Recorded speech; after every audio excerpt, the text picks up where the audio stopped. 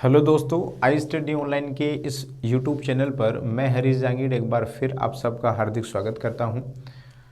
इस video lecture series के अंदर अपन बॉटनी के इम्पोर्टेंट क्वेश्चंस के बारे में डिस्कशन कर रहे हैं, जिसमें बीएससी फर्स्ट ईयर के 2 पेपर्स के बारे में अपना डिस्कशन हो चुका है और बीएससी फर्स्ट ईयर का ही बॉटनी के अंदर जो सेकेंड अपना पेपर है उसका नाम है microbiology, mycology and plant pathology. ठीक है, इस पेपर के इंपॉर्टेंट क्वेश्चंस के बारे में डिस्कशन अपन इस वीडियो लेक्चर सीरीज के अंदर करेंगे। ठीक है, तो बीएससी फर्स्ट ईयर बॉटनी का अपना पेपर है सेकेंड, जिसका नाम है माइक्रोबायोलॉजी,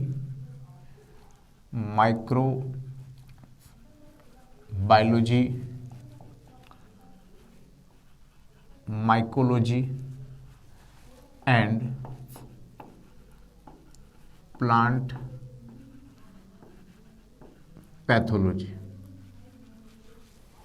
ठीक है, microbiology, mycology and plant pathology, ये अपने पेपर का नाम है। ठीक है, इस पेपर के अंदर जो चारों यूनिट्स हैं, उन चारों यूनिट्स के इम्पोर्टेंट क्वेश्चंस के बारे में, इम्पोर्टेंट जो टॉपिक है उनके बारे में अपन डिस्कशन इस वीडियो लेक्चर सीरीज़ के अंदर करेंगे। ठीक है, जिसमें पहला आज का वीडियो अपना जो होगा उसमें फर्स्ट यूनिट जो है उसके इम्पोर्टेंट क्वेश्चंस के बारे में होगा। ठीक है, तो इस पेपर की जो यूनिट फर्स्ट है, उस यूनिट फर्स्ट के अंदर क्या क्या है।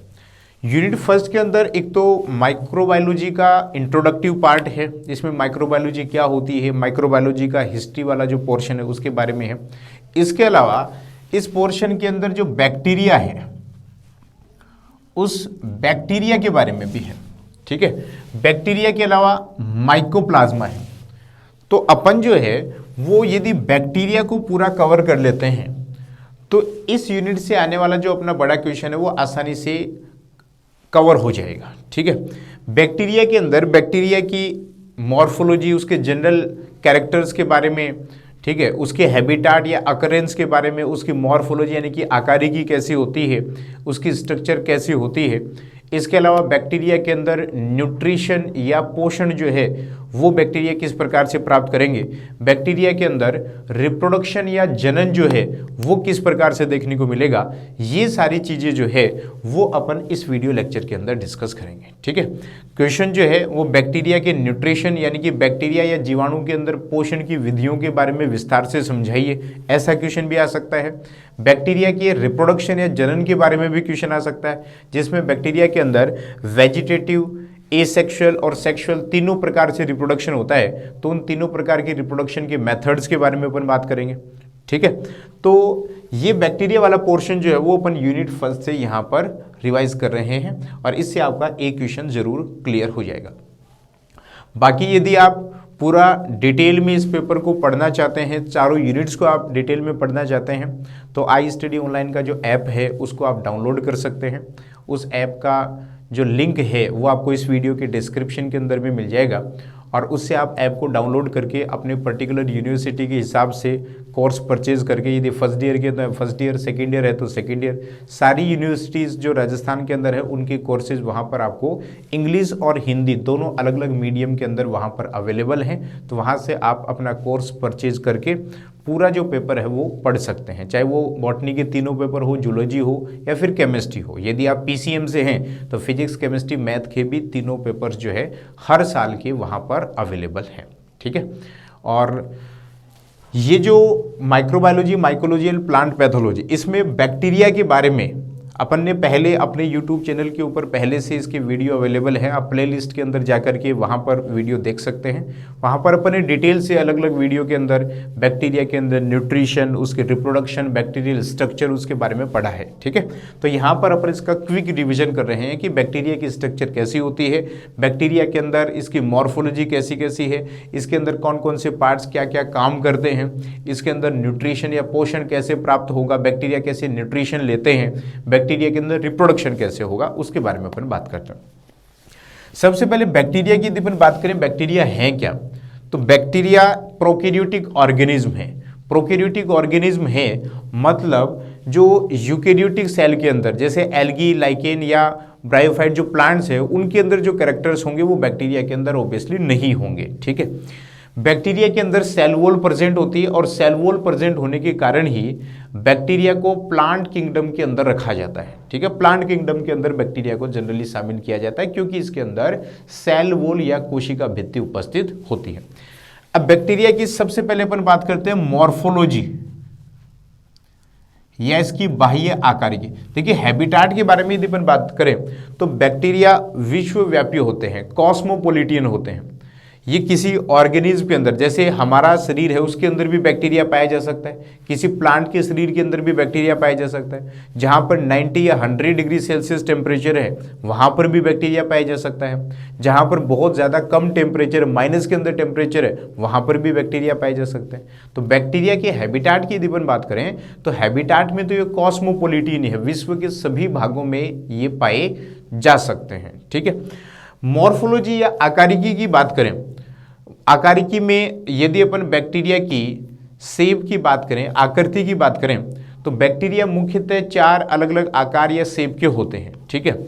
एक बैक्टीरिया जैसे शेप के आधार पर यदि अपन बात करें, एक तो हो सकते हैं गोलाकार, गोलाकार बैक्टीरिया हो सकते हैं। इसके अलावा अपन ये बता सकते हैं कि छड़नुमा, छड़ाकार बैक्टीरिया हो सकते हैं। इसके अलावा अपन बता सकते हैं सर्पिलाकार, ठीक है, सर्पिलाकार या स्पाइरल हो सकते हैं। इसके अलावा बैक्टीरिया का जो शेप है वो विब्रियो यानी कि कोमाकार, कोमाकार के भी हो सकते हैं। मेनली बैक्टीरिया शेप के आधार पर 4 प्रकार के होते हैं, एक तो गोलाकार, छड़ाकार, सर्पिलाकार और कोमाकार। जो गोलाकार है उन्हें कहा जाता है कोकस, गोलाकार को क्या कहा जाएगा, कोकस कहा जाएगा। यदि अपन बात करें छड़ाकार की, रोड शेप, इनके लिए वर्ड यूज लिया जाता है बेसिलस। इनके लिए कौन सा वर्ड यूज लेंगे अपन, बेसिलस वर्ड यूज लेंगे। यदि अपन बात करें सर्पिलाकार की तो इनके लिए वर्ड यूज लेंगे अपन स्पाइरल, ठीक है। यदि अपन बात करें कोमाकार की तो इनके लिए वर्ड यूज अपन लेंगे विब्रियो, विब्रियो, ठीक है जी। तो मेनली बैक्टीरिया ये 4 अलग अलग प्रकार की शेप के हो सकते हैं, कोकस गोलाकार। यदि अपन बात करें छड़ाकार की तो उनके लिए वर्ड यूज लेंगे बेसिलस, सर्पिलाकार बैक्टीरिया है तो स्पाइरल, और यदि कोमाकार बैक्टीरिया है तो उनके लिए वर्ड अपन क्या यूज लेंगे, विब्रियो वर्ड यूज लेंगे, ठीक है। कोकस या जो गोलाकार बैक्टीरिया हैं उनमें नॉर्मली ऐसा माना जाता है कि फ्लैजिला या कसाबिकाएं जो है वो नहीं पाई जाती। बैक्टीरिया के अंदर कुछ स्पेसिफिक स्ट्रक्चर फ्लैजिला या कसाबिकाएं पाई जाती है जिनकी वजह से बैक्टीरिया एक स्थान से दूसरे स्थान पर आसानी से मूवमेंट कर सकता है। लेकिन कोकस या गोलाकार बैक्टीरिया के अंदर फ्लैजिला या कसाबिकाएं अब्सेंट होती है, ठीक है। यदि अपन बात करें बेसिलस की, अब कोकस में भी देखिए पहले अपन अलग अलग टाइप्स की बात कर लेते हैं। कोकस के अंदर भी जैसे माइक्रोकोकस है, डिप्लोकोकस है या स्ट्रेप्टोकोकस अपन बता सकते हैं, टेट्राकोकस है, ये स्टेफाइलोकोकस है, ऐसे अलग अलग प्रकार के हो सकते हैं, ठीक है। कोकस में जैसे मान लीजिए माइक्रोकोकस, माइक्रोकोकस, माइक्रो का मतलब होता है सिंगल के लिए अपन वर्ड यूज लेते हैं। तो ऐसे बैक्टीरिया जिनके अंदर केवल एक गोलाकार कोशिका उपस्थित होगी उसे अपन माइक्रोकोकस बोलेंगे, ठीक है। यदि अपन बात करें डिप्लोकोकस की तो डिप्लोकोकस के अंदर 2 गोलाकार कोशिकाएं उपस्थित होंगी और वो दोनों गोलाकार कोशिकाएं जो है वो आपस में जुड़ी हुई हो सकती हैं। तो ऐसे कोकस बैक्टीरिया को अपन क्या बोल देंगे, डिप्लोकोकस बोल देंगे। डिप्लोकोकस के अलावा अपन थर्ड बता सकते हैं टेट्राकोकस। टेट्रा के अंदर 4 होंगी, टेट्राकोकस, टेट्राकोकस के अंदर 4 गोलाकार कोशिकाएं, जैसे इस प्रकार से 4 गोलाकार कोशिकाएं जो है वो एक स्क्वायर या वर्ग के रूप में एक दूसरे से अरेंज होती है, जुड़ी हुई होती है। तो ऐसे कोकस बैक्टीरिया को क्या बोलते हैं, टेट्राकोकस, ठीक है। इसके अलावा एक टाइप हो सकता है स्ट्रेप्टोकोकस। स्ट्रेप्टोकोकस, स्ट्रेप्टोकोकस के अंदर क्या होगा, ऐसी ये जो गोलाकार बैक्टीरियल सेल है वो एक चैन के रूप में, एक श्रृंखला के रूप में एक दूसरे से जुड़ी हुई होती हैं। तो ऐसे बैक्टीरिया को अपन क्या बोलते हैं, स्ट्रेप्टोकोकस बोलते हैं। क्या बोलेंगे, स्ट्रेप्टोकोकस बोलेंगे, ठीक है। स्ट्रेप्टोकोकस के अलावा एक हो सकता है स्टेफाइलोकोकस। स्टेफाइलोकोकस।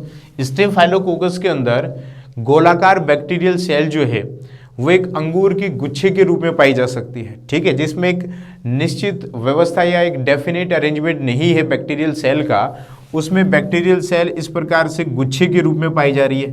तो इस प्रकार के बैक्टीरिया को अपन क्या बोलते हैं, स्टेफाइलोकोकस बोलते हैं, ठीक है। नेक्स्ट है छड़ाकार या बेसिलस।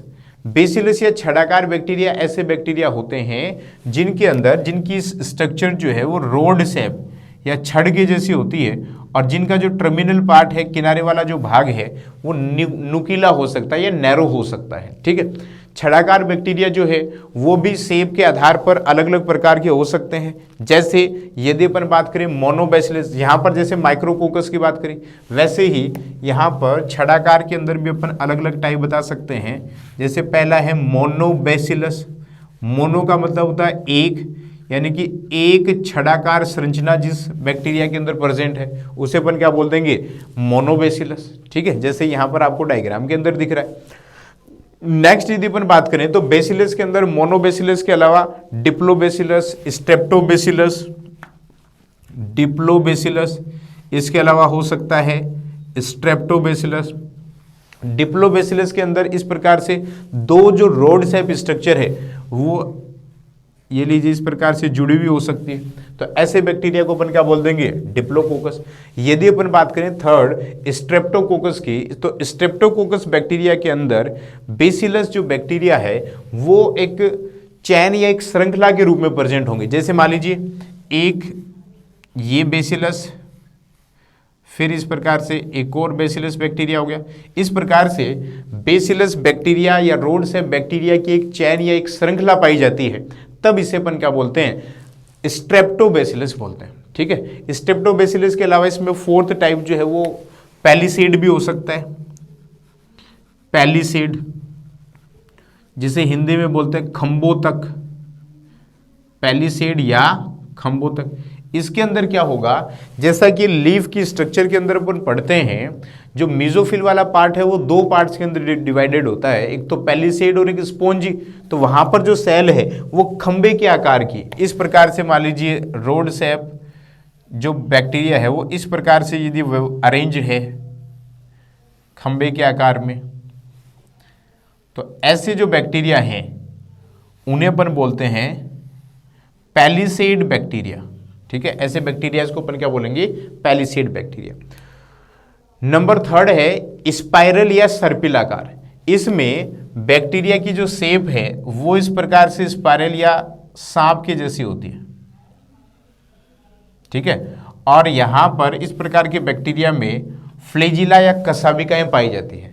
फ्लैजिला या कसाबिका जो है वो दोनों एंड के ऊपर प्रेजेंट हो सकती है या किसी एक एंड या एक किनारे के ऊपर भी फ्लैजिला या कसाबिका जो है वो उपस्थित हो सकती है। ऐसे बैक्टीरिया क्या कहलाएंगे, स्पाइरल बैक्टीरिया या सर्पिलाकार बैक्टीरिया कहलाएंगे, ठीक है। जैसे एग्जांपल स्पाइरलम माइनस है, ये स्पाइरल बैक्टीरिया का एग्जांपल है, ठीक है।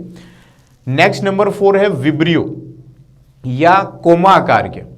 विब्रियो जो कोमा के आकार के बैक्टीरिया होते हैं, जैसे इस प्रकार की कुछ शेप होती है कोमा के आकार की, और विब्रियो बैक्टीरिया में भी फ्लैजिला या कसाबिका पाई जा सकती है। फ्लैजिला की नंबर जो है वो अलग अलग विब्रियो बैक्टीरिया के अंदर वेरी कर सकती है, अलग अलग हो सकते हैं, लेकिन नॉर्मली यदि अपन बात करें तो विब्रियो बैक्टीरिया के अंदर भी फ्लैजिला या कसाबिका प्रेजेंट होती है, ठीक है।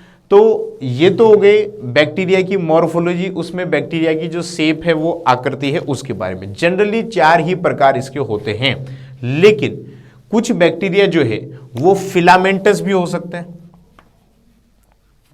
फिलामेंटस यानी कि तंतुमय हो सकते हैं, जिनमें बैक्टीरियल सेल आपस में इस प्रकार से अरेंज होती है कि वो फिलामेंट के जैसे दिखती है। तो ऐसे बैक्टीरिया को अपन क्या बोल सकते हैं, फिलामेंटस बैक्टीरिया। इसके अलावा कुछ बैक्टीरिया जो है वो स्टाक्ड यानी कि व्रंतीय भी हो सकते हैं। स्टाक्ड या व्रंतीय बैक्टीरिया भी हो सकते हैं, जिनके अंदर स्टाक या व्रंत पाया जा सकता है। इसके अलावा कुछ बैक्टीरिया जो है वो पॉलीमॉर्फिक या बहु आकृति वाले होते हैं। ऐसे बैक्टीरिया जिनके अंदर अलग अलग आकृति, अपनी आकृति या शेप या अपना जो डायमीटर है, परिमाप जो है, वो अपने एनवायरनमेंट के हिसाब से चेंज कर सकते हैं, जो अपना रूप बदलते रहते हैं। ऐसे बैक्टीरिया को अपन क्या बोलते हैं? पॉलीमॉर्फिक बैक्टीरिया या बहुरूपी बैक्टीरिया बोलते हैं। ठीक है, तो ये तो हो गया बैक्टीरिया की शेप और साइज के बारे में। गोलाकार, छड़ाकार, सर्पिलाकार और कोमाकार, मुख्यतः बैक्टीरिया ये 4 अलग अलग शेप के होते हैं। बैक्टीरिया इसके अलावा फिलामेंटस, स्टाग्ड और पॉलीमॉर्फिक टाइप के भी हो सकते हैं। ठीक है, ये तो हो गई बैक्टीरिया की मॉर्फोलॉजी के बारे में। ठीक है, नेक्स्ट अब अपन बात करते हैं बैक्टीरिया की जो अल्ट्रा स्ट्रक्चर, बैक्टीरियल सेल की संरचना कैसी होती है, और बैक्टीरिया की अल्ट्रा स्ट्रक्चर या परा संरचना के अंदर जो अलग अलग भाग दिखाई देते हैं वो भी अपने अलग से सिलेबस के अंदर मेंशन है। जैसे कैप्सूल क्या होता है, ठीक है, कैप्सूल के अलावा फ्लैजिला क्या है, फ्लैजिला के टाइप्स कितने होते हैं, फ्लैजिला की स्ट्रक्चर कैसी होती है, ये सब भी अपन को पढ़ने हैं। ठीक है, तो अब अपन बात करते हैं बैक्टीरिया की मॉर्फोलॉजी या बाह्य आकारिकी के बाद में ultra structure of bacteria.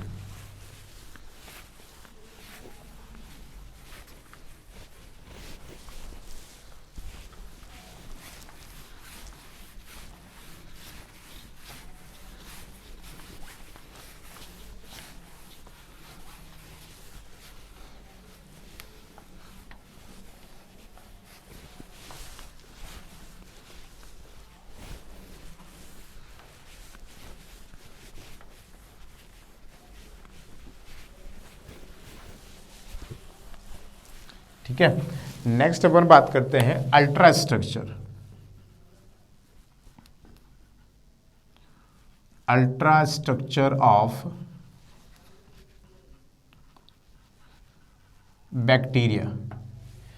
Bacteria की अल्ट्रा स्ट्रक्चर या जीवाणु की परासंरचना के बारे में यदि अपन बात करें तो बैक्टीरिया आपको पता है एक प्रोकैरियोटिक सेल है, तो ऑब्वियसली उसके अंदर जो न्यूक्लियस है वो लेस डेवलप टाइप का होगा। ठीक है, इसके अलावा जो सेल वॉल होती है उस सेल वॉल के बाहर की तरफ एक और कवरिंग देखने को मिलती है जिसे कैप्सूल या स्लाइम लेयर कहा जाता है। ठीक है, यदि अपन बैक्टीरियल सेल की स्ट्रक्चर की बात करें तो इस प्रकार की सी स्ट्रक्चर अपन बता सकते हैं, जिसमें यहाँ पर ये जैसे मान लीजिए अपन सेल मेम्ब्रेन दिखा रहे हैं,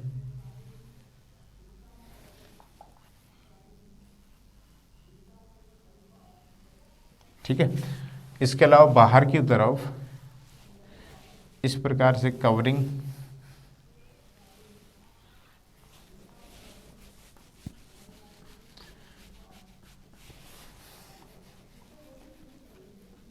ठीक है, ये जैसे मान लीजिए सेल वॉल वाला पार्ट है, सेल वॉल या कोशिका भित्ति। सेल वॉल के अंदर की तरफ ऑब्वियसली जो प्लाज्मा मेम्ब्रेन है या जो सेल मेम्ब्रेन है, कोशिका झिल्ली, वो होगी। ठीक है, और जो सेल वॉल या कोशिका भित्ति है उसके बाहर की तरफ एक और कवरिंग पाई जाती है जिसे कैप्सूल बोलते हैं। और कैप्सूल भी 2 टाइप का हो सकता है। एक यदि कैप्सूल जो है वो उसका मोटा आवरण है तब तो उसे बोलते हैं मैक्रो कैप्सूल, तब तो उसे अपन क्या बोलेंगे? मैक्रो कैप्सूल बोलेंगे। और यदि कैप्सूल का पतला आवरण बाहर की तरफ है तब इसे बोलते हैं माइक्रो कैप्सूल, तब इसे क्या बोलेंगे?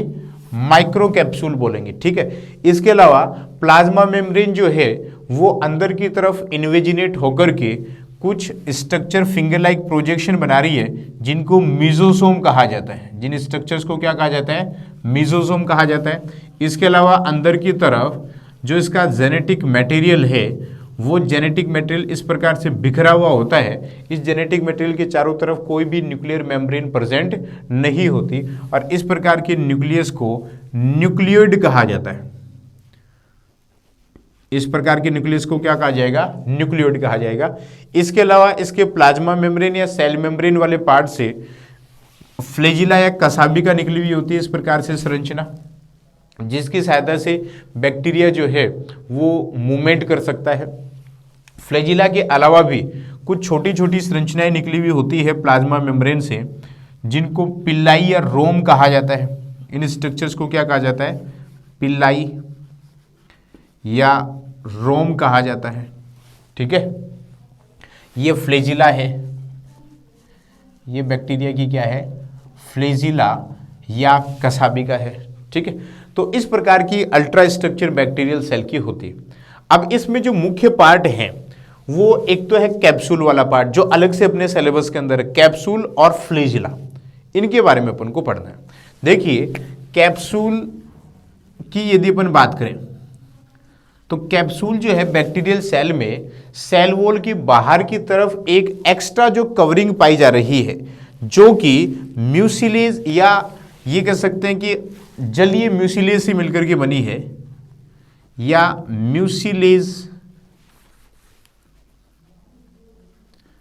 म्यूसिलेजिनस जो कवरिंग है सेल वॉल के बाहर की तरफ, उसे अपन क्या बोल रहे हैं, कैप्सूल बोल रहे हैं। यदि कैप्सूल का मोटा आवरण है तब तो इसे नाम क्या दे देंगे, मैक्रो कैप्सूल, और यदि कैप्सूल का आवरण जो है वो पतला है तब इसे क्या नाम दे देंगे, माइक्रो कैप्सूल अपन नाम दे देंगे। और ये जो कैप्सूल वाला पार्ट है वो जनरली पेप्टिडोग्लाइकोन से मिलकर के बना है, या ये कह सकते हैं ग्लाइकोकैलिक्स से मिलकर के बना है।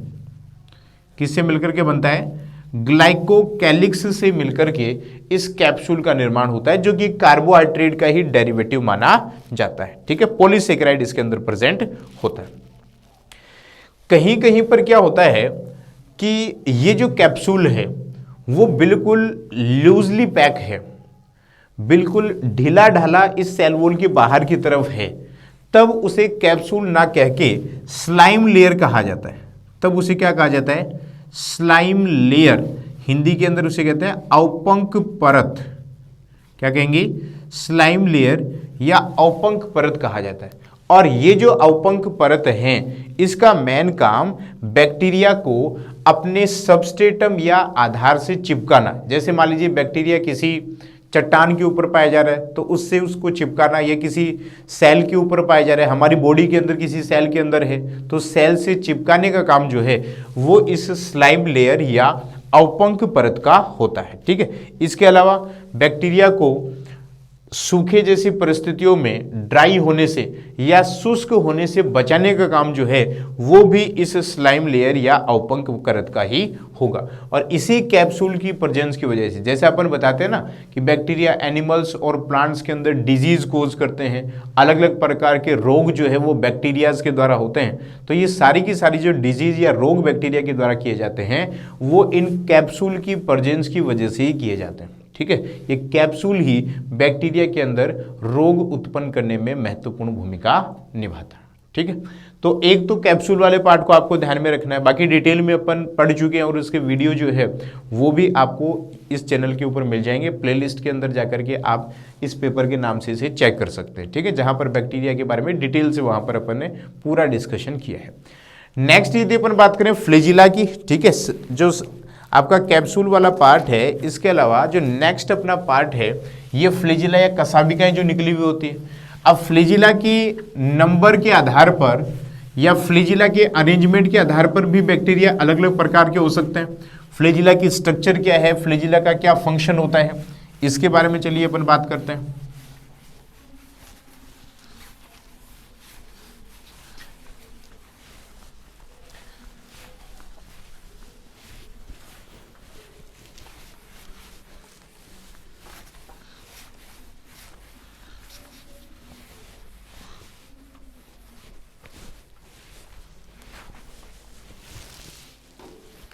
नेक्स्ट अपन बात करते हैं फ्लैजिला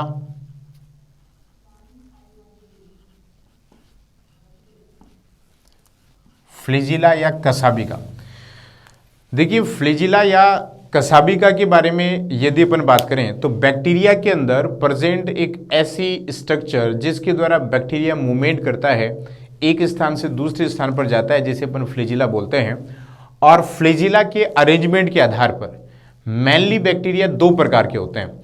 एक तो होते हैं एट्राइकस, एक तो बैक्टीरिया होते हैं एट्राइकस, और एक बैक्टीरिया होते हैं ट्राइकस। ऐसे बैक्टीरिया जिनके अंदर फ्लैजिला होती ही नहीं है या फ्लैजिला अब्सेंट होती है, ऐसे बैक्टीरिया को तो अपन बोलते हैं ए ट्राइकस बैक्टीरिया, ठीक है, फ्लैजिला है ही नहीं। जैसे अपन ने अभी कोकस बैक्टीरिया की बात करी थी, जैसे लैक्टोकोकस है, ठीक है, इन बैक्टीरिया के अंदर फ्लैजिला होती ही नहीं है, तो उन्हें अपन क्या बोलेंगे, ए ट्राइकस बोलेंगे। दूसरे ऐसे बैक्टीरिया जिनके अंदर फ्लैजिला प्रेजेंट होती है, जिनके अंदर कसाबिका उपस्थित होती है, उन्हें अपन बोलते हैं ट्राइकस बैक्टीरिया, उन्हें अपन क्या बोलेंगे, ट्राइकस बैक्टीरिया। अब फ्लैजिला प्रेजेंट है तो उन फ्लैजिला की नंबर भी अलग अलग हो सकती है और उन फ्लैजिला का अरेंजमेंट भी अलग अलग हो सकता है। तो फ्लैजिला की नंबर या अरेंजमेंट के आधार पर जो ट्राइकस बैक्टीरिया है, उन ट्राइकस बैक्टीरिया को अपन अलग अलग कैटेगरीज के अंदर डिवाइड कर सकते हैं। मेनली दो कैटेगरी है, एक तो पोलर, एक तो ध्रुवीय, और एक है नॉन पोलर। ट्राइकस बैक्टीरिया जिनमें फ्लैजिला प्रेजेंट होती है, जिनकी वजह से बैक्टीरिया मोटाइल होते हैं, एक स्थान से दूसरे स्थान पर मूवमेंट कर सकते हैं, ऐसे बैक्टीरिया के अंदर फ्लैजिला की अरेंजमेंट के आधार पर वो दो टाइप के हो सकते हैं, मुख्यतः दो टाइप के हो सकते हैं, एक तो पोलर और दूसरा नॉन पोलर। पोलर ट्राइकस बैक्टीरिया ऐसे बैक्टीरिया जिनमें फ्लैजिला जीवाणु कोशिका के ध्रुवों या अंतिम सिरों पर उपस्थित होती है। जैसे ये मान लीजिए कोई बैक्टीरिया है, इस बैक्टीरिया के ये पोलर रीजन है, पोलर रीजन के ऊपर यदि फ्लैजिला प्रेजेंट होती है तो ऐसे बैक्टीरिया को अपन बोलते हैं पोलर बैक्टीरिया, ठीक है। अब ये जो फ्लैजिला है वो भी अलग अलग टाइप से हो सकती है, या तो हो सकता है एक ही पोल के ऊपर हो, या फिर हो सकता है दोनों पोल के ऊपर हो। तो यदि एक ही पोल के ऊपर है तब तो उसे बोलेंगे मोनोट्राइकस, तब तो अपन उसे क्या बोलेंगे, मोनोट्राइकस। जैसे मान लीजिए ये बैक्टीरिया है और इसके एक पोल या एक ध्रुव की तरफ फ्लैजिला प्रेजेंट है। यदि दोनों पोल्स के ऊपर प्रेजेंट है तब नाम अपन देंगे एम्फीट्राइकस। जैसे मान लीजिए ये वाला बैक्टीरिया है, इसके इस पोल के ऊपर भी फ्लैजिला प्रेजेंट है और इस वाले पोल के ऊपर भी फ्लैजिला प्रेजेंट है। ऐसे बैक्टीरिया को अपन क्या बोलेंगे, एम्फीट्राइकस बैक्टीरिया बोलेंगे। एक पोल की तरफ है तब तो मोनो, दोनों तरफ है तब एम्फी, और यदि एक तरफ ही फ्लैजिला की नंबर 2 या 2 से ज्यादा है तब उसके लिए वर्ड जो यूज में लिया जाता है वो यूज लिया जाता है सिफेलोट्राइकस। तब कौन सा वर्ड यूज लेंगे अपन, सिफेलोट्राइकस। यहां पर ये फ्लैजिला की नंबर एक ही है, एक फ्लैजिला है और वो एक पोल की तरफ है। यहां पर दोनों फ्लैजिला एक तरफ इस तरफ, एक तरफ यहां। सिफेलोट्राइकस के अंदर एक ही पोल के ऊपर 2 या 2 से ज्यादा फ्लैजिला प्रेजेंट है तब उसे अपन क्या बोलेंगे, सिफेलोट्राइकस बोलेंगे, ठीक है। और लास्ट जो इसके अंदर टाइप हो सकता है दैट इज लोफोट्राइकस, जिसमें दोनों सिरों पर कसाबिकाओं के गुच्छे पाए जाएंगे तब उसे अपन क्या बोल देंगे, लोफोट्राइकस। तब क्या बोल देंगे, लोफोट्राइकस, ठीक है, जिसमें दोनों पोल्स या ध्रुवों के ऊपर फ्लैजिला या कसाबिकाओं के गुच्छे पाए जाएंगे, ठीक है जी। तो ये तो हो गए पोलार जो ट्राइकस बैक्टीरिया है उनके टाइप, 4, मोनोट्राइकस, एम्फीट्राइकस, सिफेलोट्राइकस और जो नेक्स्ट है वो है लोफोट्राइकस, ठीक है। इसके अलावा यदि अपन बात करें अध्रुवीय या नॉन पोलर ट्राइकस बैक्टीरिया की, तो यहां पर बैक्टीरिया की पूरी सरफेस के ऊपर किसी भी तरीके से फ्लैजिला प्रेजेंट हो सकते हैं। जैसे यहां ये फ्लैजिला, यहां पर ये इस प्रकार से फ्लैजिला प्रेजेंट है, पूरी बैक्टीरियल सेल के ऊपर फ्लैजिला डिस्ट्रीब्यूट हैं, तब उसे अपन क्या बोलेंगे, नॉन पोलर ट्राइकस बैक्टीरिया, ठीक है। यहां पर तो केवल पोलर एरिया के ऊपर ही बैक्टीरिया थे, नॉन पोलर के अंदर बैक्टीरिया की पूरी सरफेस के ऊपर फ्लैजिला प्रेजेंट है। यहां पर पोलार के अंदर तो बैक्टीरियल सेल की पोलर रीजन्स के ऊपर ही फ्लैजिला या कसाबिकाएं थी, लेकिन नॉन पोलर के अंदर पूरी बैक्टीरियल सेल के ऊपर फ्लैजिला डिस्ट्रीब्यूट होते हैं, ठीक है। तो फ्लैजिला के अरेंजमेंट के आधार पर बैक्टीरिया मुख्यतः दो प्रकार के हैं, ए ट्राइकस, ट्राइकस। ए ट्राइकस के अंदर फ्लैजिला है ही नहीं, ट्राइकस के अंदर फ्लैजिला है, जिसकी वजह से बैक्टीरिया मोटाइल है। ट्राइकस जो वो दो टाइप के हैं, पोलर और नॉन पोलर। पोलर के अंदर भी जहां पर फ्लैजिला केवल पोलर या ध्रुवीय क्षेत्रों पर उपस्थित है, इसमें भी अलग अलग 4 टाइप, मोनोट्राइकस, एम्फीट्राइकस, सिफेलोट्राइकस और लोफोट्राइकस। मोनोट्राइकस के अंदर केवल एक पोल के ऊपर फ्लैजिला प्रेजेंट है। एम्फीट्राइकस के अंदर दोनों पोल्स के ऊपर फ्लैजिला प्रेजेंट है। सिफिलोट्राइकस के अंदर एक ही पोल पर दो या दो से ज्यादा फ्लैजिला प्रेजेंट है। लोफोट्राइकस के अंदर फ्लैजिला जो है वो दोनों पोल के ऊपर गुच्छों के रूप में पाई जा रही है। और नॉन पोलर के अंदर पूरी बैक्टीरियल सेल के ऊपर फ्लैजिला प्रेजेंट है। ठीक है, ये तो हो गए फ्लैजिला के अरेंजमेंट के आधार पर बैक्टीरिया के टाइप। अब अपन बात करते हैं बैक्टीरिया की अल्ट्रा स्ट्रक्चर या बैक्टीरिया की संरचना के बारे में। ठीक है, सॉरी, बैक्टीरिया की संरचना तो अपन ने पढ़ ली, फ्लैजिला की संरचना। बैक्टीरिया के ऊपर ये जो फ्लैजिला पाई जा रही है, ये जो कसाबिका पाई जा रही है, उस कसाबिका की संरचना के बारे में अपन बात करते हैं।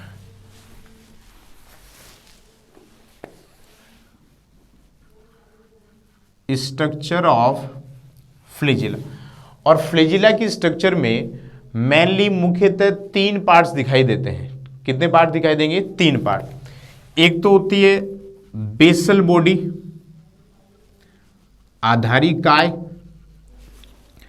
एक होता है हुक वाला पार्ट, ठीक है, और एक होता है बैक्टीरिया का जो मेन फ्लैजिला वाला पार्ट है, वो वाला पार्ट। ठीक है, जिसे फिलामेंट बोलते हैं, फिलामेंट या तंतु। ठीक है, तो फ्लैजिला की स्ट्रक्चर की यदि अपन बात करें तो उसमें मुख्यतः तीन पार्ट्स होते हैं, basal body, hook and filament. ठीक है, देखिए इस प्रकार की, जैसे मान लीजिए ये तो अपन बता रहे हैं बाहर की तरफ सेल वॉल है, ये अंदर की तरफ सेल मेम्ब्रेन है, यहाँ पर ये लीजिए इस प्रकार से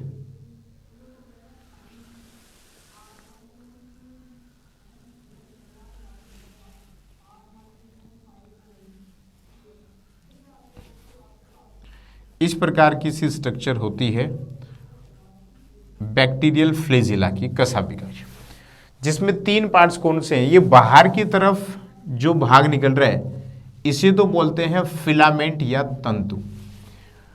और जहां से फ्लैजिला का ओरिजिनेशन हो रहा है, जहां से फ्लैजिला की उत्पत्ति हो रही है, सेल मेम्ब्रेन वाला पार्ट, जहां से ये जुड़ी हुई है, उस वाले पार्ट को बोलते हैं बेसल बॉडी।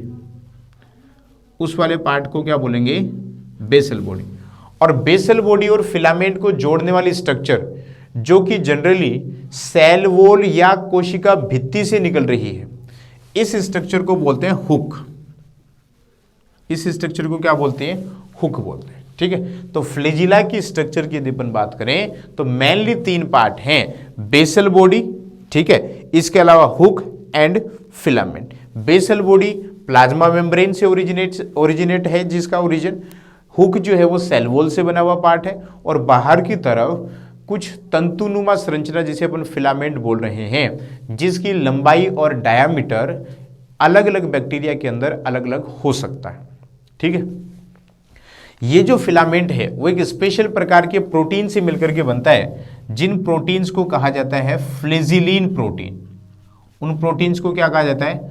फ्लैजिलिन प्रोटीन्स कहा जाता है। और ये जो फ्लैजिलिन प्रोटीन है वो एक इस प्रकार से ट्यूबुलर फॉर्म में अरेंज होते हैं, नलिकाकार तरीके से।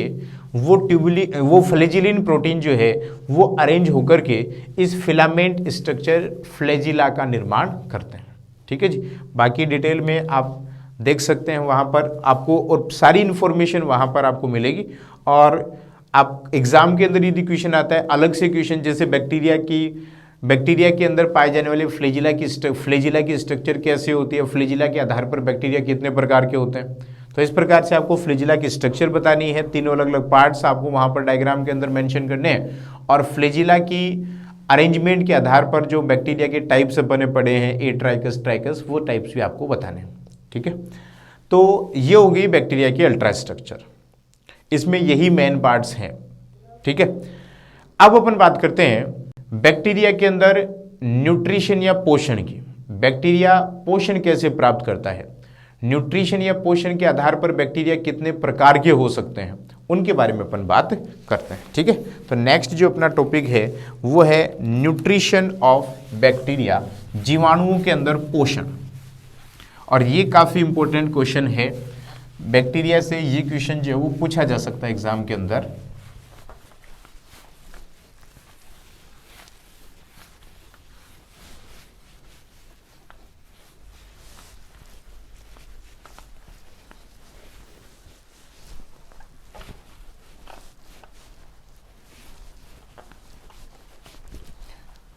Nutrition in bacteria.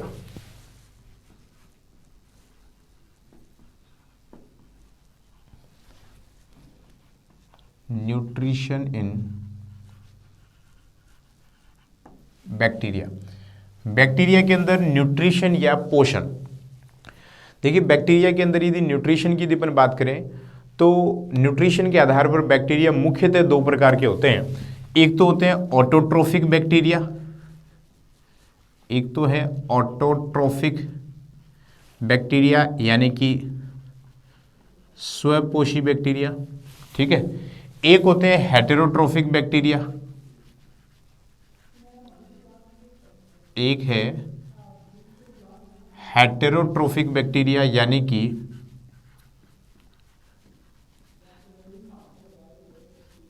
विषमपोषी बैक्टीरिया, ठीक है। ऑटोट्रोफिक या स्वपोषी बैक्टीरिया की यदि अपन बात करें तो ऑटोट्रोफिक बैक्टीरिया भी दो टाइप के होते हैं, एक तो फोटोसिंथेटिक बैक्टीरिया और एक होते हैं कीमोसिंथेटिक बैक्टीरिया। ऑटोट्रोफ्स में भी दो हैं, एक तो फोटोसिंथेटिक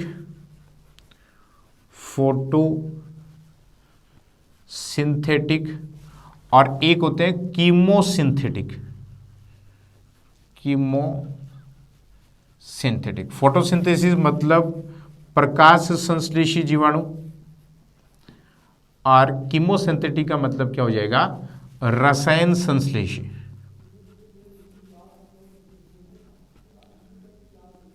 कीमोसिंथेटिक का मतलब है रसायन संश्लेषी, ठीक है। ऑटोट्रोफिक ऐसे बैक्टीरिया जो कि अपना न्यूट्रिशन या पोषण जो है वो खुद स्वयं संश्लेषित करते हैं, ऐसे बैक्टीरिया को अपन बोलते हैं ऑटोट्रोफिक बैक्टीरिया या स्वपोषी जीवाणु। अब ये जो अपना न्यूट्रिशन है वो दो तरीके से बना सकते हैं, एक तो फोटोसिंथेसिस और एक कीमोसिंथेसिस, मतलब लाइट एनर्जी का यूज करके, प्रकाश ऊर्जा का उपयोग करके ये अपना भोजन स्वयं संश्लेषित कर रहे हैं, तब तो उन्हें बोल देंगे फोटोसिंथेटिक बैक्टीरिया। और यदि किसी केमिकल एनर्जी का उपयोग करके, किसी केमिकल का ऑक्सीडेशन करके उससे एनर्जी जो रिलीज हो रही है, उस एनर्जी का उपयोग यदि फूड सिंथेसिस में कर रहे हैं, तब ऐसे बैक्टीरियाज को कीमोसिंथेटिक बैक्टीरिया या रसायन संश्लेषी जीवाणु कहा जाता है। आई बात समझ में? देखिए फोटोसिंथेटिक बैक्टीरिया की यदि अपन बात करें तो जैसे नॉर्मल प्लांट्स के अंदर क्लोरोफिल पिगमेंट होता है, वैसा क्लोरोफिल पिगमेंट तो इन बैक्टीरियाज के अंदर नहीं होता, लेकिन कुछ बैक्टीरियो क्लोरोफिल या बैक्टीरियोवर्डिन जैसे पिगमेंट्स प्रेजेंट होते हैं जिनकी वजह से ये फोटोसिंथेसिस कर सकते हैं। और यहाँ पर नॉर्मल प्लांट्स और बैक्टीरिया के फोटोसिंथेसिस में थोड़ा सा डिफरेंस होता है। जैसे नॉर्मल प्लांट्स जो है वो CO2 के साथ में वाटर को यूज करते हैं, सनलाइट के द्वारा ये CO2 को किस में कन्वर्ट कर देते हैं, ग्लूकोज में कन्वर्ट कर देते हैं, साथ में ऑक्सीजन और एनर्जी रिलीज हो जाते हैं। नॉर्मल प्लांट जो है वो इसी प्रकार से तो फोटोसिंथेसिस करते हैं, लेकिन बैक्टीरिया जो है वो वाटर का यूज नहीं करते। फोटोसिंथेटिक बैक्टीरिया जो है वो वाटर के स्थान पर सल्फर कंपाउंड हाइड्रोजन सल्फाइड का यूज करेंगे। तो CO2 प्लस H2S सनलाइट का यूज करके ग्लूकोज बना लेंगे, लेकिन यहां पर ऑक्सीजन गैस रिलीज ना होकर के कौन सी गैस रिलीज होती है, सल्फर गैस रिलीज होती है और साथ में एनर्जी रिलीज हो जाएगी। तो बैक्टीरिया और प्लांट्स के फोटोसिंथेसिस में यह फर्क है। प्लांट जो फोटोसिंथेसिस करते हैं उसमें वो वाटर को यूज करते हैं, लेकिन बैक्टीरिया जो वो वाटर के स्थान पर सल्फर कंपाउंड हाइड्रोजन सल्फाइड या H2S का यूज करते हैं, जिससे फोटोसिंथेसिस के दौरान सल्फर गैस रिलीज होती है, ना कि ऑक्सीजन। पहली बात। दूसरा, कुछ बैक्टीरियाज ऐसे हैं जो कि सनलाइट का यूज नहीं करते क्योंकि उनके अंदर पिगमेंट्स जो हैं क्लोरोफिल जैसे पिगमेंट्स प्रेजेंट नहीं होते। और यहां पर ध्यान रखना, ये जो बैक्टीरियो क्लोरोफिल और बैक्टीरियोवर्डिन जो अपन बता रहे हैं वो क्लोरोप्लास्ट के अंदर नहीं है। बैक्टीरिया तो प्रोकैरियोटिक ऑर्गेनिज्म है, उसके अंदर न्यूक्लियस ही वेल डेवलप नहीं है, तो क्लोरोप्लास्ट या हरित लवक कहां से होगा? तो क्लोरोप्लास्ट या हरित लवक नहीं पाए जाते, लेकिन क्रोमेटोफोर जैसी कुछ स्ट्रक्चर्स पाई जाती है और उन क्रोमेटोफोर के अंदर ये पिगमेंट्स भरे हुए होते हैं। बैक्टीरियो क्लोरोफिल या बैक्टीरियो वर्डीन जैसे पिगमेंट्स, जिनकी वजह से ये आसानी से फोटोसिंथेसिस कर सकते हैं। यदि अपन बात करें कीमोसिंथेटिक बैक्टीरिया की, तो ऐसे बैक्टीरिया जो किसी केमिकल्स या किसी रसायन के द्वारा एनर्जी प्राप्त करते हैं। अब केमिकल्स में अलग अलग केमिकल से एनर्जी प्राप्त करते हैं, उसके आधार पर अलग अलग प्रकार के बैक्टीरिया हो सकते हैं। जैसे कुछ बैक्टीरिया होते हैं सल्फर बैक्टीरिया, एग्जांपल्स की यदि अपन बात करें, सल्फर बैक्टीरिया, तो सल्फर के कंपोनेंट से एनर्जी प्राप्त करेंगे। ठीक है, कुछ बैक्टीरिया जो है वो आयरन बैक्टीरिया होते हैं, जो आयरन का ऑक्सीडेशन वगैरह करने से जो एनर्जी प्राप्त होगी उस एनर्जी का यूज फूड सिंथेसिस के अंदर करेंगे। कुछ बैक्टीरिया नाइट्रिकारी बैक्टीरिया होते हैं, नाइट्रिफिकेशन बैक्टीरिया, जैसे नाइट्रोकोकस, नाइट्रोबैक्टर, ये बैक्टीरिया किसके अंदर आते हैं? नाइट्रिकारी बैक्टीरिया के अंदर आते हैं। ठीक है, इसके अलावा कुछ बैक्टीरिया जो है वो हाइड्रोजन बैक्टीरिया होते हैं।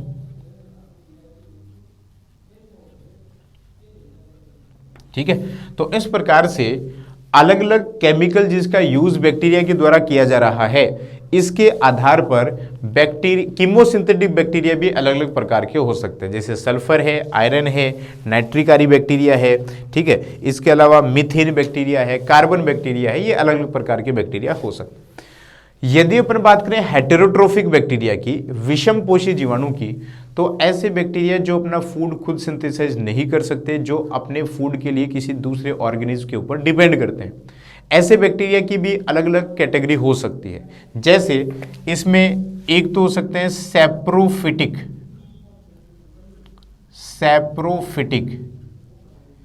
या जिन्हें बोलते हैं मृतोपजीवी,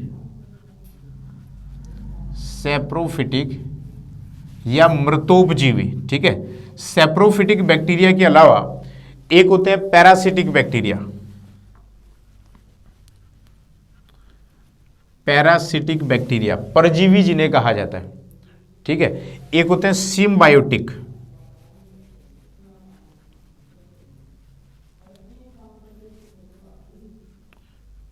सिम्बायोटिक या सहजीवी, पैरासिटिक मतलब परजीवी। ठीक है, ये क्या होते हैं? सैप्रोफिटिक या मृतोपजीवी ऐसे बैक्टीरिया जो किसी मृत कार्बनिक पदार्थ, डेड ऑर्गेनिक मटेरियल से अपना न्यूट्रिशन प्राप्त करते हैं, उन्हें अपन क्या बोलते हैं? मृतोपजीवी या सैप्रोफिटिक बैक्टीरिया बोलते हैं। ठीक है, दूसरे हैं पैरासिटिक बैक्टीरिया, परजीवी जीवाणु। ऐसे बैक्टीरिया जो किसी दूसरे ऑर्गेनिज्म के ऊपर पैरासाइट या परजीवी के रूप में रहते हैं और उनसे न्यूट्रिशन प्राप्त करते हैं, उन्हें अपन बोलेंगे पैरासिटिक बैक्टीरिया। ठीक है, इसके अलावा कुछ बैक्टीरिया ऐसे होते हैं जो हायर प्लांट्स के साथ सिम्बायोटिक एसोसिएशन भी दर्शाते हैं। जैसे आपने एक बैक्टीरिया का नाम सुना हो, राइजोबियम बैक्टीरिया। राइजोबियम बैक्टीरिया जो है वो लेग्यूमिनेसी प्लांट्स की रूट के साथ सिम्बायोटिक एसोसिएशन में रहता है, जिसमें बैक्टीरिया जो है वो लेग्यूमिनेसी प्लांट्स के लिए नाइट्रोजन फिक्सेशन का काम करता है और लेग्यूमिनेसी प्लांट से बैक्टीरिया जो है वो न्यूट्रिशन या पोषण प्राप्त करता है। ठीक है, तो ये बैक्टीरिया क्या हो जाएंगे? Symbiotic bacteria. देखिए, पैरासिटिक बैक्टीरिया में कोई बैक्टीरिया किसी एनिमल के अंदर भी पैरासाइट के रूप में रह सकता है और किसी प्लांट के अंदर भी पैरासाइट की फॉर्म में रह सकता है। यदि एनिमल के अंदर वो पैरासाइट की फॉर्म में है तो हो सकता है वो एनिमल के अंदर पैथोजेनिक नेचर का हो या फिर नॉन पैथोजेनिक, यानी कि रोगकारी भी हो सकता है और अरोगकारी भी हो सकता है। जैसे हमारी बॉडी के अंदर एक इकोलाई बैक्टीरिया पाया जाता है। अब वो इकोलाई बैक्टीरिया नॉन पैथोजेनिक है, वो किसी प्रकार का रोग हमारे अंदर नहीं करता, लेकिन बहुत सारे ऐसे बैक्टीरिया हैं जो कि रोग भी पैदा करते हैं। ठीक है, जैसे साल्मोनेला टाइफ्यूरियम है, टाइफाइड रोग करता है।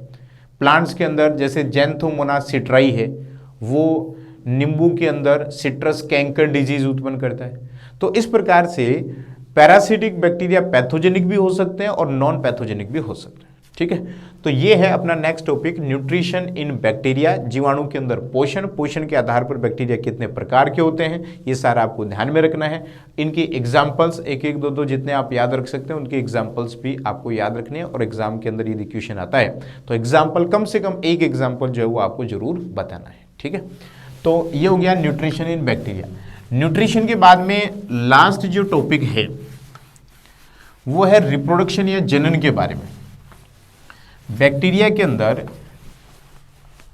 रिप्रोडक्शन या जनन जो है वो किस प्रकार से होता है, इसके बारे में अपन बात करते हैं।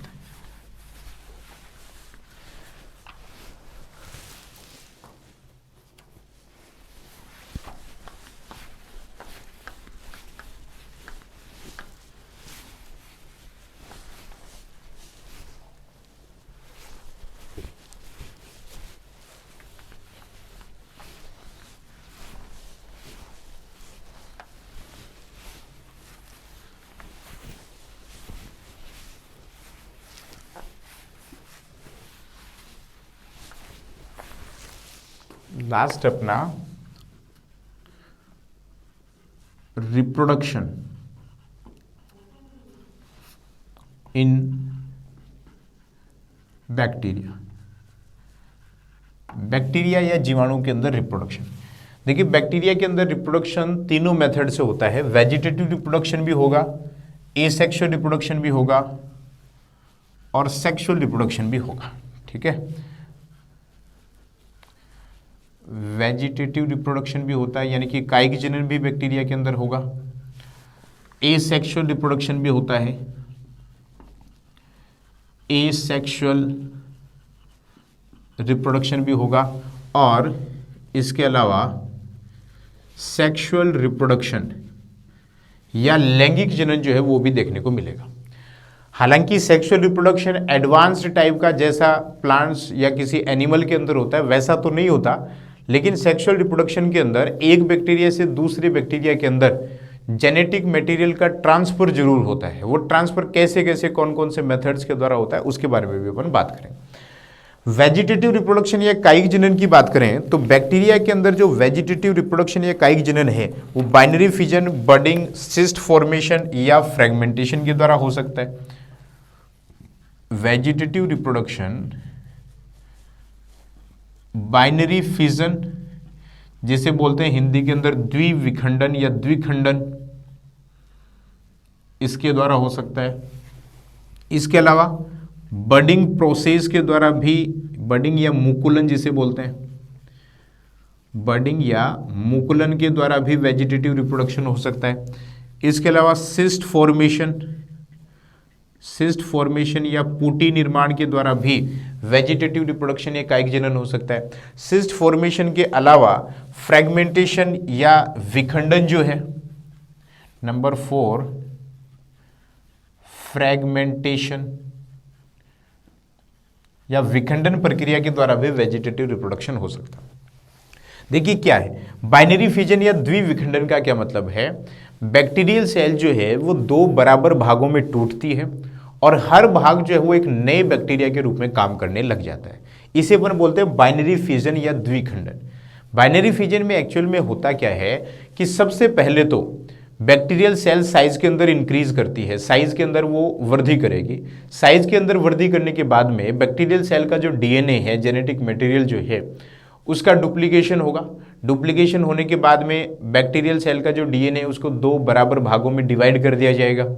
उसके बाद में बीच से सेप्टा फॉर्मेशन स्टार्ट होगा और सेप्टा बनने के बाद में 2 अलग अलग बैक्टीरियल सेल बन जाएगी। ठीक है, तो ये प्रोसेस तो है बाइनरी फिजन या द्विखंडन, जिसमें एक बैक्टीरियल सेल 2 बराबर संतति कोशिकाओं का निर्माण करते हैं। नेक्स्ट है बडिंग या मुकुलन।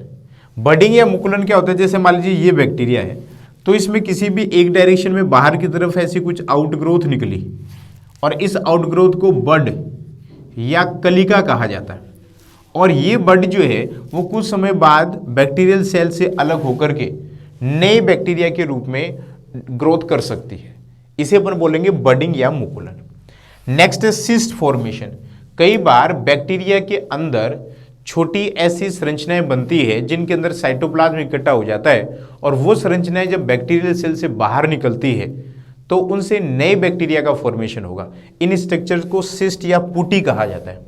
एक फ्रेगमेंटेशन या विखंडन, जब बैक्टीरियल सेल किसी भी कारण से 2 या 2 से ज़्यादा टुकड़ों में डिवाइड हो जाती है तो हर जो बैक्टीरियल सेल का टुकड़ा है, फ्रेगमेंट जो है, वो नए बैक्टीरियल सेल के अंदर कन्वर्ट हो सकता है, नए बैक्टीरियल सेल का निर्माण कर सकता है और इस प्रोसेस को अपन बोलते हैं फ्रेगमेंटेशन या विखंडन।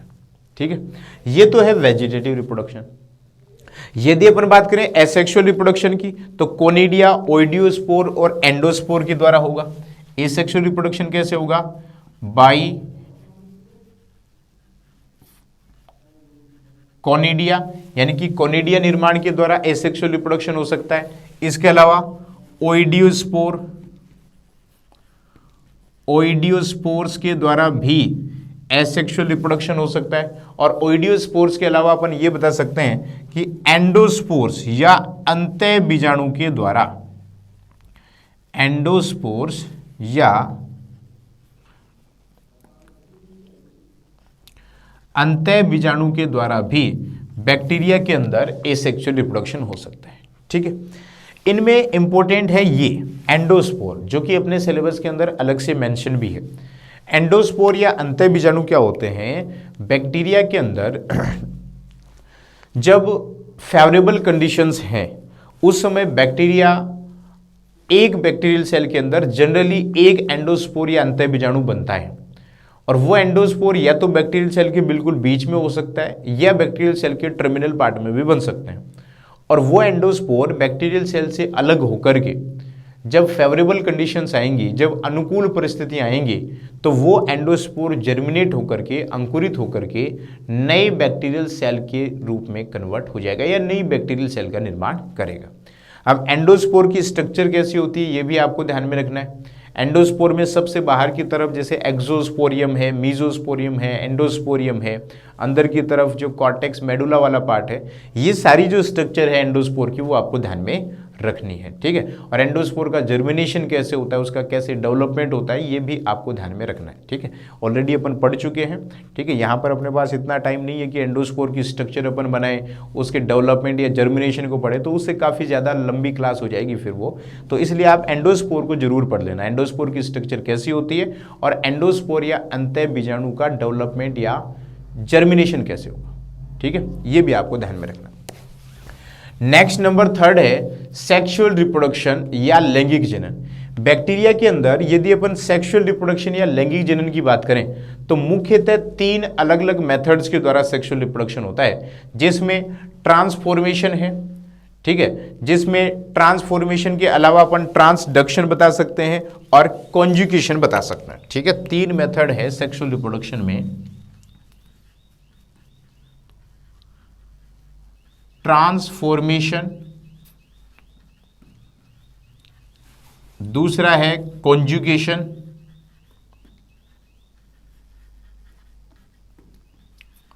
कॉन्जुगेशन, और तीसरा जो मेथड है ट्रांसफॉर्मेशन, कॉन्जुगेशन, और तीसरा जो मेथड है ट्रांसडक्शन।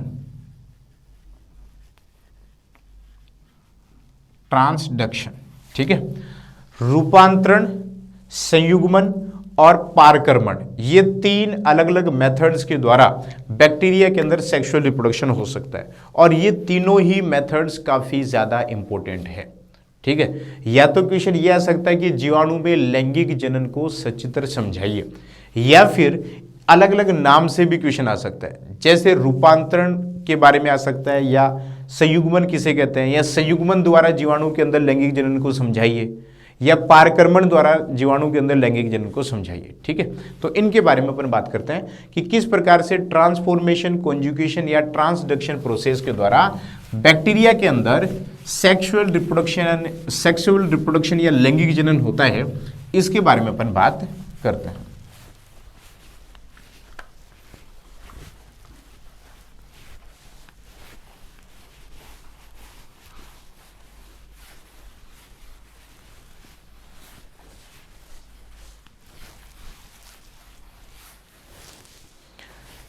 तो पहले अपन बात करते हैं ट्रांसफॉर्मेशन या रूपांतरण की।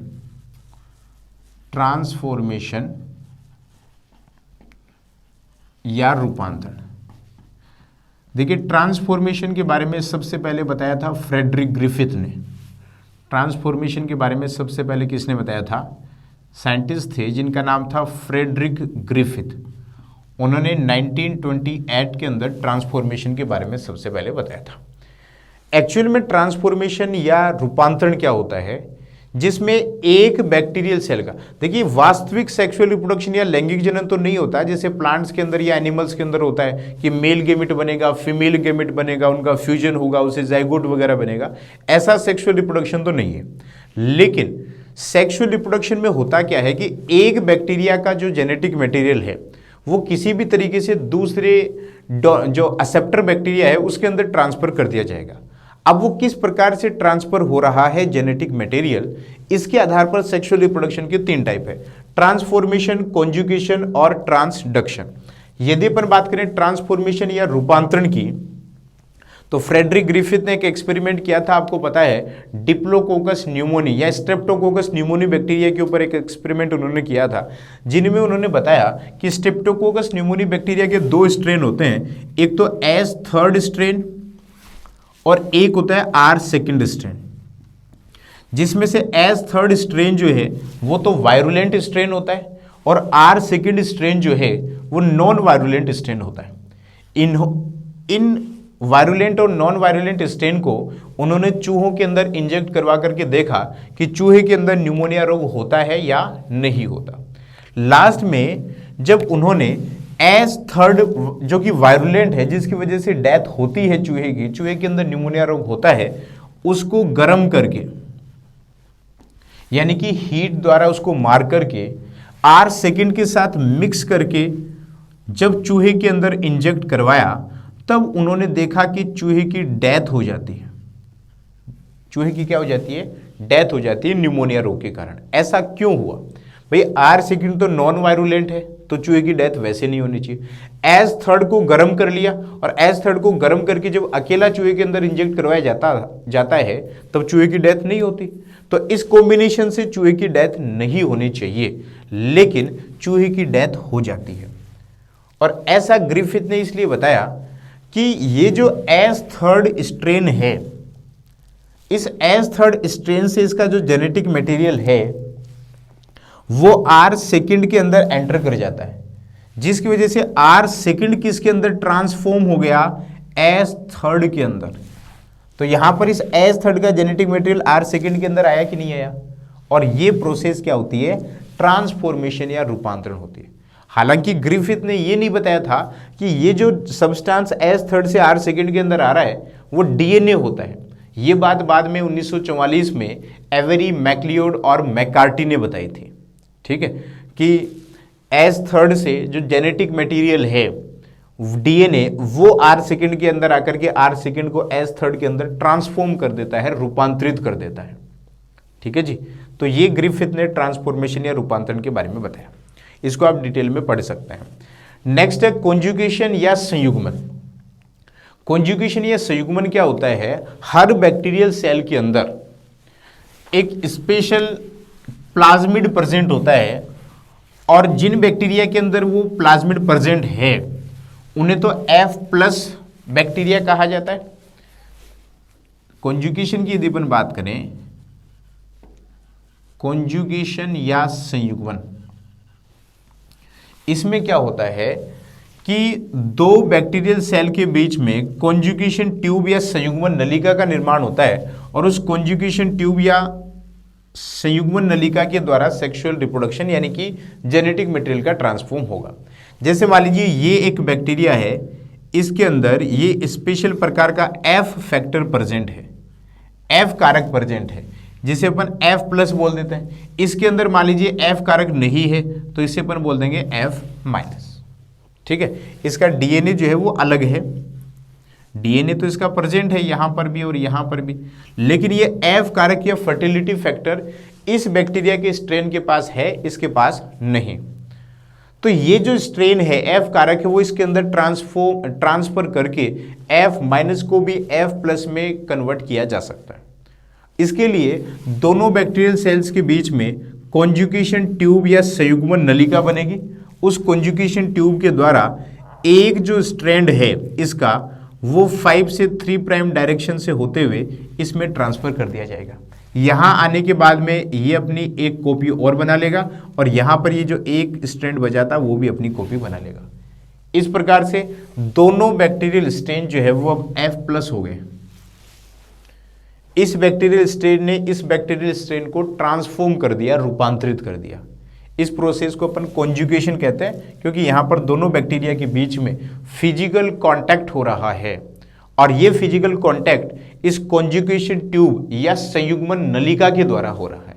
ठीक है, इस प्रकार से बैक्टीरिया के अंदर कॉन्जुगेशन द्वारा भी जेनेटिक मटेरियल का ट्रांसफर किया जा सकता है। ठीक है, इनको डिटेल में आपको रखना है ध्यान में। ठीक है, किस प्रकार से कॉन्जुगेशन ट्यूब बनेगी, कैसे क्या ट्रांसफर होगा, वो अपन ऑलरेडी देख चुके हैं वहाँ पर, तो आप उन वीडियो को चेक कर सकते हैं प्लेलिस्ट में जाकर के, microbiology, mycology and plant pathology वाले पेपर के नाम से, और वहाँ पर वो आपको वो मिल जाएंगे, डिटेल में अपन ने वहाँ पर पढ़ रखा है। ठीक है, इसके अलावा थर्ड जो टाइप है वो है ट्रांसडक्शन।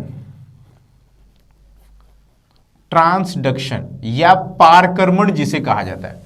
ट्रांसडक्शन या पारकर्मण क्या होता है, इसके अंदर बैक्टीरियोफेज, एक वायरस या विषाणु होता है बैक्टीरियोफेज, जिसे जीवाणु भोजी कहते हैं, जो कि बैक्टीरियल सेल को इन्फेक्ट करने का काम करता है। उस बैक्टीरियोफेज के द्वारा एक बैक्टीरिया का जो जेनेटिक मटेरियल है वो दूसरे बैक्टीरिया के अंदर ट्रांसफर किया जाता है, और इस प्रोसेस को अपन बोलते हैं ट्रांसडक्शन या पारकर्मण। जैसे मान लीजिए ये कोई डोनर बैक्टीरिया है, इसका ये जेनेटिक मटेरियल है, इधर को ये दूसरा एक्सेप्टर बैक्टीरिया है जिसके अंदर इस डोनर बैक्टीरिया का जेनेटिक मटेरियल ट्रांसफर करना है। कैसे हो सकता है, यहां पर इस बैक्टीरिया को मान लीजिए किसी बैक्टीरियोफेज या जीवाणु भोजी ने संक्रमित किया। जीवाणु भोजी क्या करता है, अपना जेनेटिक मटेरियल इसके अंदर ट्रांसफर कर देगा, और बैक्टीरियल सेल के जेनेटिक मटेरियल को ये छोटे छोटे फ्रेगमेंट्स में डिवाइड कर देता है। जब जीवाणु भोजी का डीएनए इस बैक्टीरियल सेल के अंदर अपनी कॉपी बनाता है, उसी समय यदि इस बैक्टीरिया का डीएनए का कुछ पार्ट इस जीवाणु भोजी के डीएनए से जुड़ जाए तो ऐसा पॉसिबल है, और उसके बाद में जब बहुत सारे बैक्टीरियोफेज इस जीवाणु कोशिका के अंदर बन जाएंगे, तब ये जीवाणु कोशिका फटेगी, या जीवाणु कोशिका जो है वो बर्स्ट होगी, फटेगी, और फटने से इससे बैक्टीरियोफेज या जीवाणु भोजी बाहर निकलेंगे। और वो जीवाणु भोजी या बैक्टीरियोफेज जो है जिसके अंदर अब इस बैक्टीरियल सेल का जेनेटिक मटेरियल भी इंसर्ट हो चुका है, वो जीवाणु भोजी जब इसी किसी दूसरे बैक्टीरियल सेल को इन्फेक्ट करेगा तो उस बैक्टीरियल सेल में भी वो अपना जेनेटिक मटेरियल ट्रांसफर करेगा। तो अपने जेनेटिक मटेरियल के साथ साथ इस बैक्टीरिया का जो आनुवंशिक पदार्थ है जो कि उस बैक्टीरियोफेज के जेनेटिक मटेरियल में इंसर्ट हो गया था, वो भी यहां पर ट्रांसफर हो जाता है। ये भी बैक्टीरिया के अंदर सेक्सुअल रिप्रोडक्शन या लैंगिक जनन का एक तरीका हो सकता है। यहाँ पर एडवांस्ड टाइप का वैसा सेक्सुअल रिप्रोडक्शन नहीं है जैसा कि प्लांट्स और एनिमल्स के अंदर देखने को मिलता है, जहाँ पर मेल गेमिट अलग बनता है, जहाँ पर फीमेल गेमिट अलग बनता है। उस प्रकार से यहाँ पर सेक्सुअल रिप्रोडक्शन नहीं होता। यहाँ पर केवल जेनेटिक मटेरियल का एक बैक्टीरियल सेल से दूसरी बैक्टीरियल सेल के अंदर ट्रांसफर होता है। ठीक है, अब वो ट्रांसफर 3 अलग अलग तरीकों से हो सकता है। वो ट्रांसफॉर्मेशन द्वारा भी हो सकता है, वो कॉन्जुगेशन द्वारा भी हो सकता है, और वो ट्रांसडक्शन या पारकर्मण द्वारा भी हो सकता है। ठीक है, ये 3 अलग अलग मेथड्स हैं बैक्टीरिया के अंदर सेक्सुअल रिप्रोडक्शन या लैंगिक जनन की, जो कि काफी इंपॉर्टेंट है। ठीक है, तो इस प्रकार से फर्स्ट यूनिट जो है microbiology, mycology and plant pathology वाले पेपर की, उसके इंपॉर्टेंट पोर्शन के अंदर अपने बैक्टीरिया के बारे में डिस्कशन किया। इसके अलावा बैक्टीरिया का इकोनॉमिक इंपॉर्टेंस भी आप ध्यान में रखना, इकोनॉमिक इंपॉर्टेंस भी आप पढ़ लेना। इकोनॉमिक इंपॉर्टेंस के अंदर बेनिफिशियल एस्पेक्ट के अंदर भी और जो हार्मफुल एस्पेक्ट हैं, क्योंकि बैक्टीरिया आपको पता है एनिमल और प्लांट्स के अंदर अलग अलग प्रकार की डिजीज या रोग पैदा करते हैं, तो डिजीज कोजिंग बैक्टीरिया भी हो सकते हैं। ठीक है, और कुछ बैक्टीरिया हमारे लिए बेनिफिशियल भी है, जिनसे एंटीबायोटिक का प्रोडक्शन होता है। कुछ बैक्टीरिया जो है उनको फूड सब्सटेंस के रूप में भी इस्तेमाल किया जाता है। कुछ बैक्टीरिया से मेडिसिन भी प्राप्त करी जाती है। कुछ बैक्टीरिया का यूज़ जो है वो इंडस्ट्री या उद्योगों के अंदर भी किया जाता है। ठीक है, तो वो सारे जो इकोनॉमिक इंपॉर्टेंस है, चाहे वो बेनिफिशियल एस्पेक्ट में बात कर लीजिए या फिर आप हार्मफुल एस्पेक्ट में बात कर लीजिए, वो आपको जरूर ध्यान में रखना है। ठीक है, तो इस प्रकार से microbiology, mycology and plant pathology वाले पेपर का फर्स्ट यूनिट वाला जो अपना पार्ट है वो कंप्लीट होता है। बैक्टीरिया के बारे में अपन इसमें डिस्कशन किया है। ठीक है। और यहाँ से आपको एक जो क्वेश्चन है वो डेफिनेट मिल जाएगा, जिसमें बैक्टीरिया का रिप्रोडक्शन या जनन जो है वो सबसे ज़्यादा इंपॉर्टेंट है। ठीक है जी। सेकेंड यूनिट जो है इसकी, उसके बारे में डिस्कशन जो है वो अपन नेक्स्ट वीडियो लेक्चर के अंदर करेंगे। ठीक है, आज के लिए अपन इतना ही पढ़ेंगे। उम्मीद करता हूँ आपको ये वीडियो क्लासेस पसंद आ रही होगी। यदि पसंद आ रही है तो वीडियो को लाइक कीजिए, अपने दोस्तों के साथ शेयर कीजिए, और यदि डिटेल में आपको पूरा सिलेबस कवर करना है तो आप इस वीडियो के डिस्क्रिप्शन के अंदर जो लिंक दिया गया है उस लिंक से ऐप को डाउनलोड कर लीजिए, आई स्टडी ऑनलाइन, और उस ऐप से अपना जो भी यूनिवर्सिटी का जिस भी स्ट्रीम से आप बिलोंग करते हैं, CBZ है या फिर PCM है, और फर्स्ट ईयर है तो फर्स्ट ईयर से, सेकेंड ईयर है तो सेकेंड ईयर, फाइनल है तो फाइनल ईयर, उस हिसाब से अपना कोर्स परचेज करके आप पूरा जो मटेरियल है वो आप कवर कर सकते हैं। Botany, zoology, chemistry, physics, math सबका वहाँ पर आपको अवेलेबल मिलेगा। ठीक है, तो आज के लिए अपन इतना ही पढ़ेंगे। मिलते हैं नेक्स्ट नए वीडियो लेक्चर में, तब तक के लिए थैंक यू।